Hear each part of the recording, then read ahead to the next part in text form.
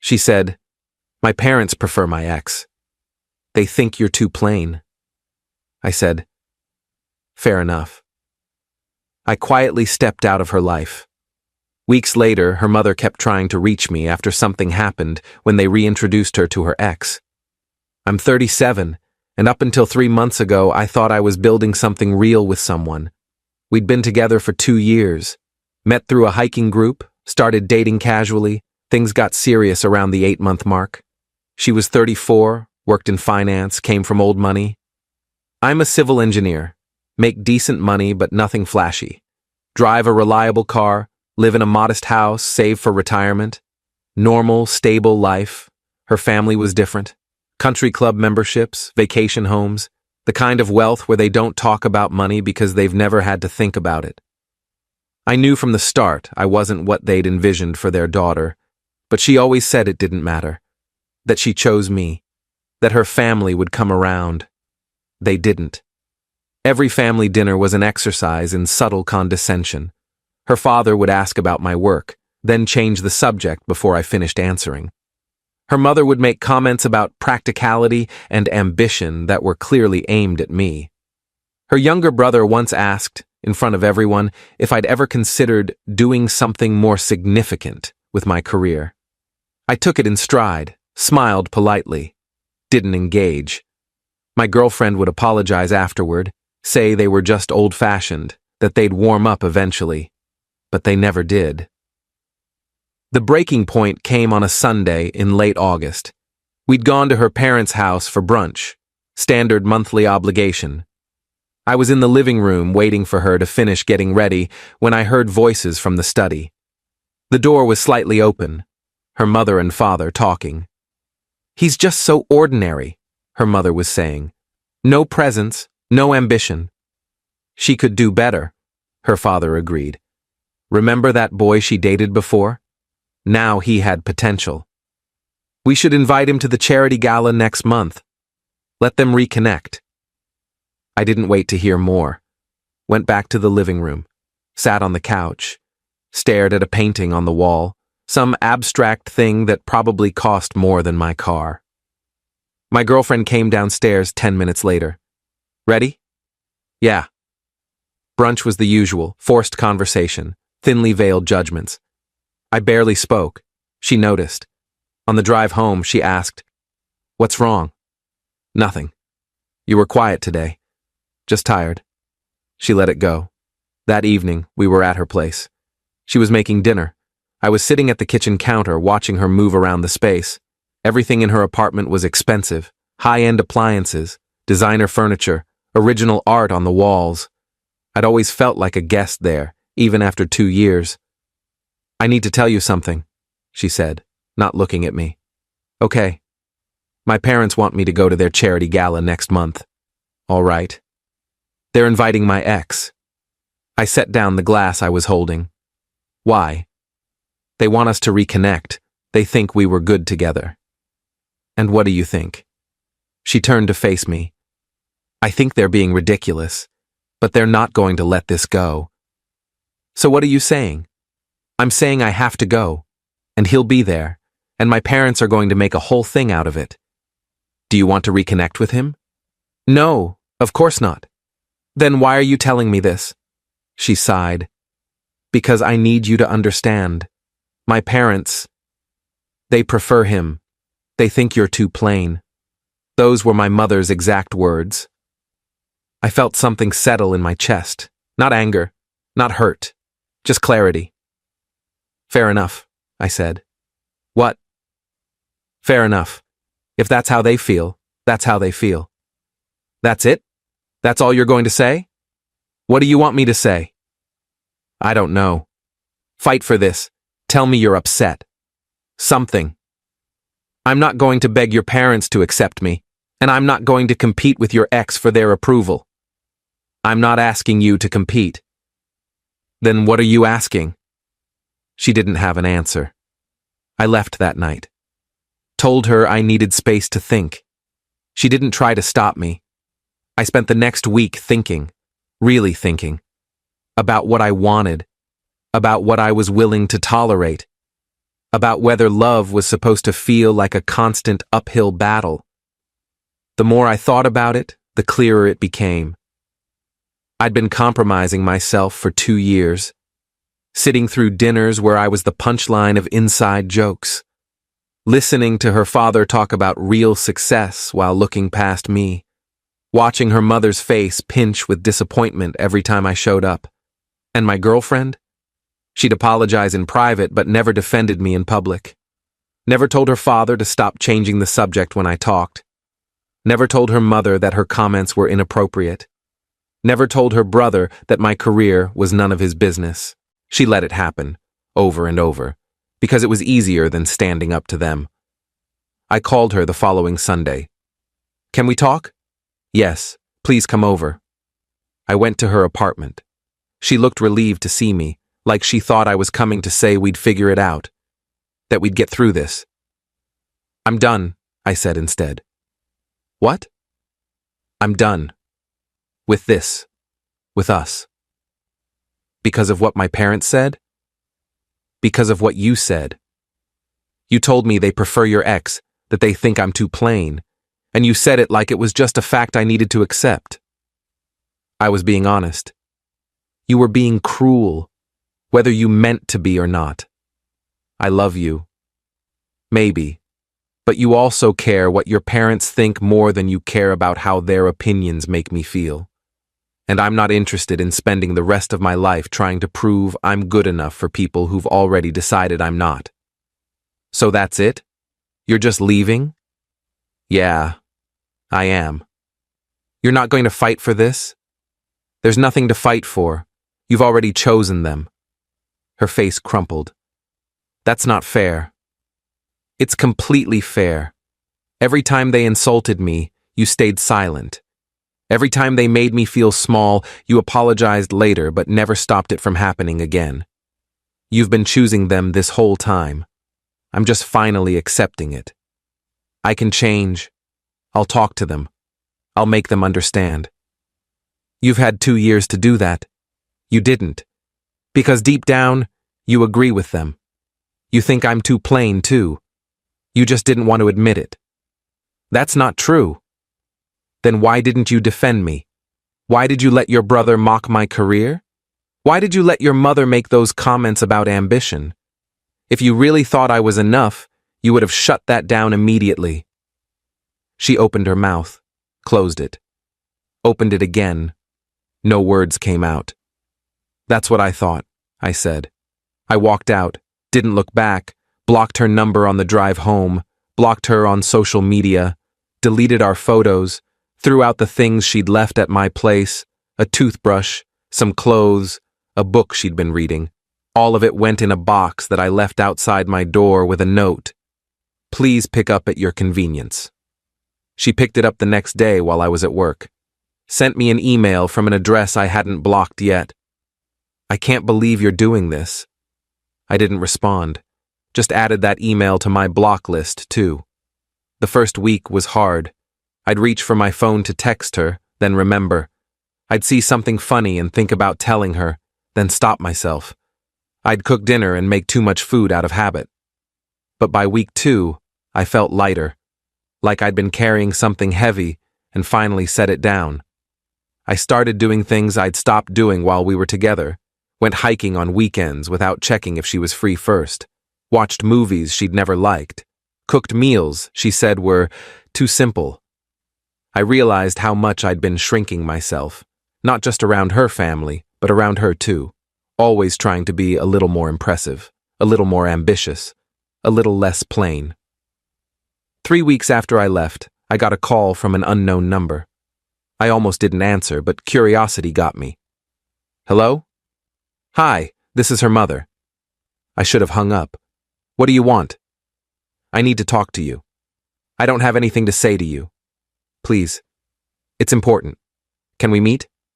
No. Then can I just talk? For 5 minutes? Against my better judgment, I stayed on the line. Something happened, she said. At the gala, with my daughter and her ex. Not my problem.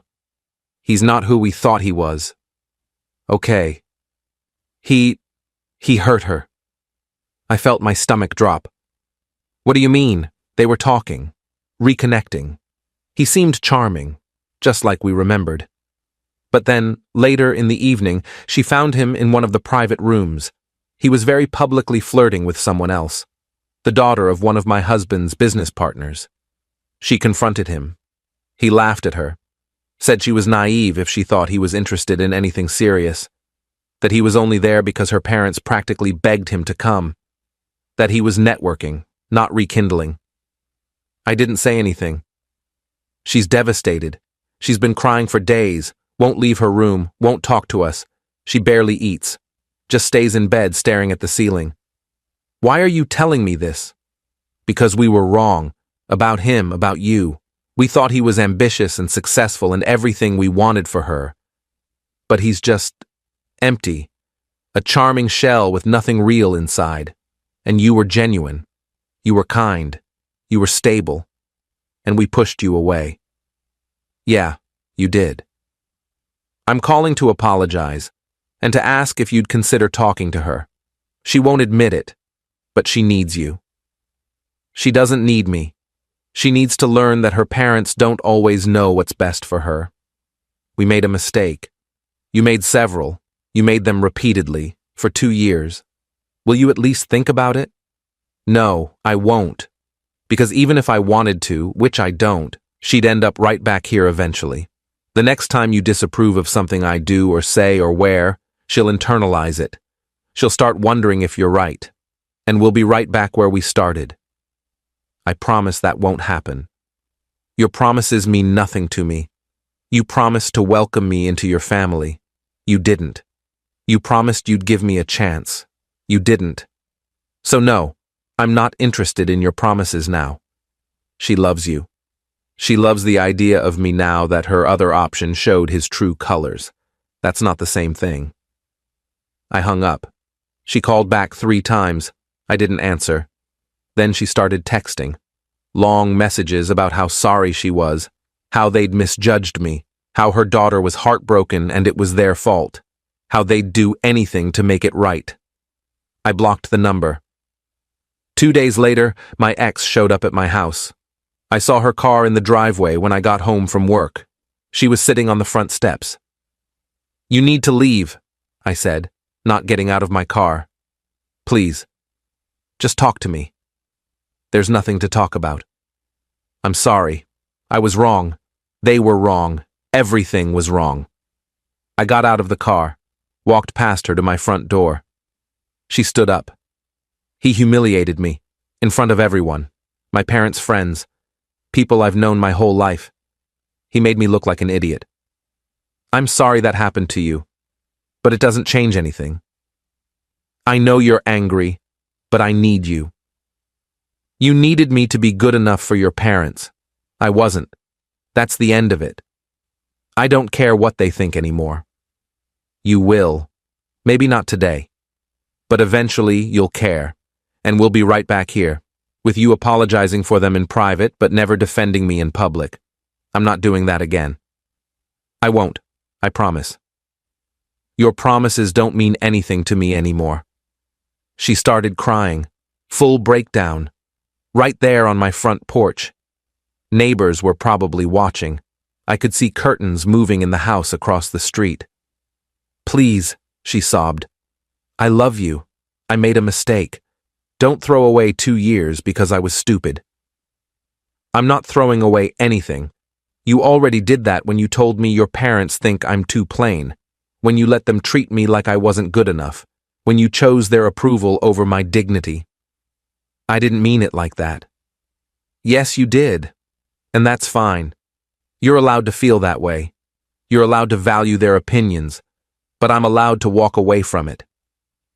I went inside, closed the door, locked it, sat on my couch and listened to her cry outside for 20 minutes before she finally left. She tried calling that night. I didn't answer. She sent emails. I deleted them without reading. She sent messages through mutual friends. I told them to stop playing Messenger, or I'd cut contact with them too. They stopped. 4 weeks after I walked away, her father called. I don't know how he got my number. I'd changed it after blocking everyone. Maybe he got it from my workplace. Maybe he hired someone to find it. I didn't care enough to ask. "We need to talk," he said. No introduction, no greeting, just straight to the point. "No, we don't. I'm offering to make this right." "There's nothing to make right. I'll give you a job. At my firm. Better title than what you have now. Better pay. Corner office. Executive benefits." I laughed. Actually laughed out loud. "You think I want a job from you? I'm trying to fix this."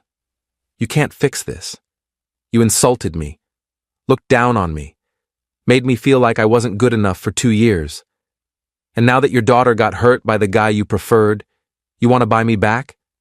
That's not how this works." She loves you. She loves the idea of me now that her other option showed his true colors. But when the next impressive guy comes along, someone you approve of, she'll start wondering again if I'm enough. I'm not signing up for that. "You're being stubborn." "I'm being smart. I'm choosing self-respect over someone who only values me when their better option falls through. Goodbye." I hung up. Blocked that number too. Over the next month, they tried everything. Her mother sent a handwritten letter, 12 pages long, delivered by courier. I threw it away without reading past the first paragraph. Her father showed up at my workplace. Security escorted him out when I told them I didn't want to see him. Her brother sent a message through LinkedIn of all places, trying to appeal to my sense of reason. They offered money, offered apologies, offered promises that things would be different. Her mother said they'd go to family therapy. Her father said he'd publicly acknowledge how wrong he'd been. Her brother said he'd apologize at their next family gathering. I ignored all of it. Because here's the thing, they weren't sorry they'd treated me badly.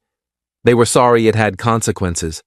They were sorry their preferred option turned out to be garbage. They were sorry their daughter was hurting. But they weren't actually sorry about who they were or how they'd made me feel.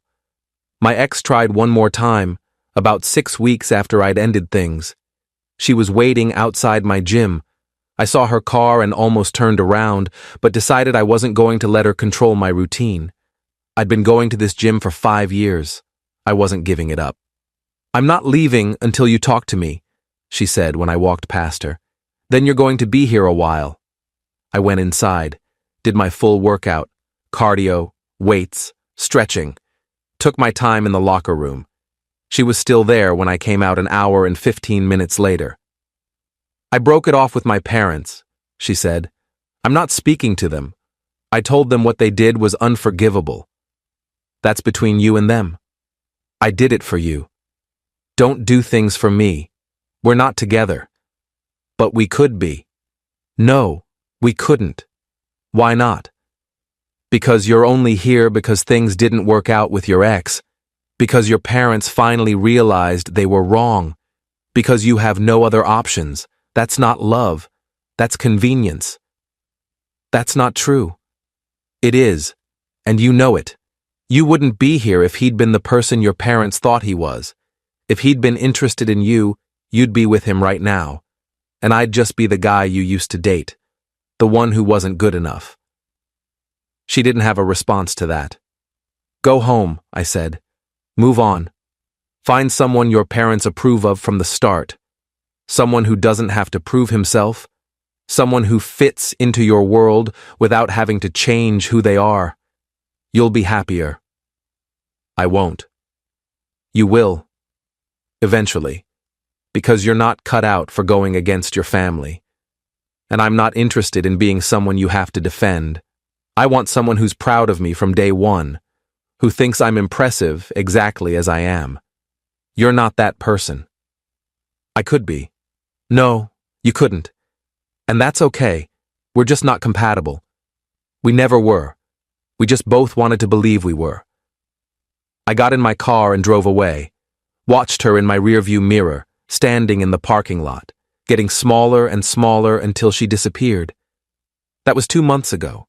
I haven't heard from her or her family since. I assume she finally got the message, or maybe she found someone new, someone more suitable, someone her parents approve of. I don't know and I don't care. I'm doing fine. Better than fine, actually. I started going out more, joined a new hiking group, different from the one where I met her, met some interesting people, went on a few dates, nothing serious yet, but I'm not rushing. I'm enjoying being myself without constantly wondering if I'm impressive enough. Last week I went to dinner with a woman I met through work. She's a project manager, smart, funny, down to earth. We talked about our jobs, our hobbies, our families. At one point she asked what I do for fun. Hiking mostly, reading. I'm pretty simple. Simple is good, she said. Simple is honest.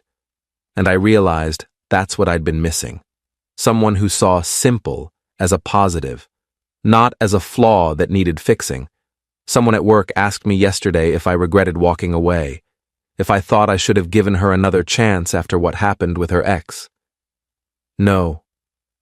Not even a little? She told me her parents thought I was too plain, and she expected me to just accept it, to keep trying to win them over. Why would I regret leaving that? Because you loved her. I loved who I thought she was, the person who stood up for me, who chose me over their approval. But that person didn't exist, or if she did, she wasn't strong enough to stay. That's harsh. That's reality. Love without respect is just pain with better marketing. I'm 37. I've got a good job, a good house, a good life. I don't need someone who treats me like a backup plan, like someone they settle for when their first choice doesn't work out. I don't need someone whose family thinks I'm too plain and whose silence confirms they might agree. Her family thought I was ordinary. Maybe I am. But ordinary doesn't mean less than. It means real, stable, honest, dependable. And I'd rather be ordinary and respected than impressive and tolerated. I made the right choice, and I'd make it again.